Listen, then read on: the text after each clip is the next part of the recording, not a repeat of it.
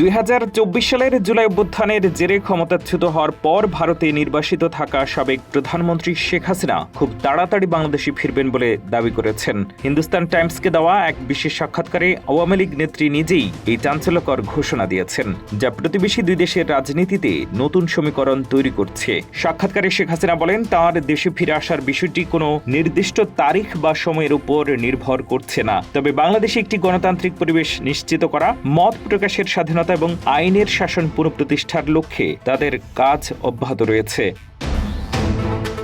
তিনি স্পষ্ট করে জানান, দেশে তার অনুপস্থিতির অর্থ কোনোভাবেই নীরবতা নয়, বরং কূটনৈতিক পর্যায়ে এবং বিশ্ব গণমাধ্যমে তিনি প্রতি মুহূর্তে দেশের জন্য সংগ্রাম করে যাচ্ছেন।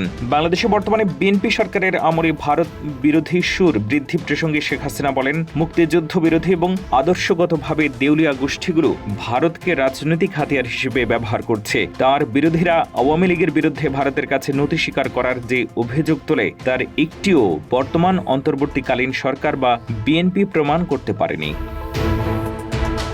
এদিকে দীর্ঘ ১.৫ বছরের অস্থিরতা শেষে দুই দেশের কূটনৈতিক সম্পর্ক স্বাভাবিক করার লক্ষ্যে পূর্ণাঙ্গ পরিসরে ভিসা পরিষেবা পুনরায় চালু করার পথে এগোচ্ছে ভারত ও বাংলাদেশ। বাংলাদেশের পররাষ্ট্রমন্ত্রীর ভারত সফরের পর এই ইতিবাচক প্রক্রিয়া শুরু হয়। বর্তমানে ভারত অবস্থিত বাংলাদেশের সমস্ত ভিসা কেন্দ্র পুরোদমে সচল রয়েছে এবং ভারতও ধাপে ধাপে তাদের ভিসা কার্যক্রম ফের চালু করার পরিকল্পনা করছে। শেখ হাসিনার এই হঠাৎ ফেরার ঘোষণা এবং ভারত বাংলাদেশ সম্পর্ক স্বাভাবিক হওয়ার প্রক্রিয়া নিয়ে আপনার মতামত কমেন্টে জানান।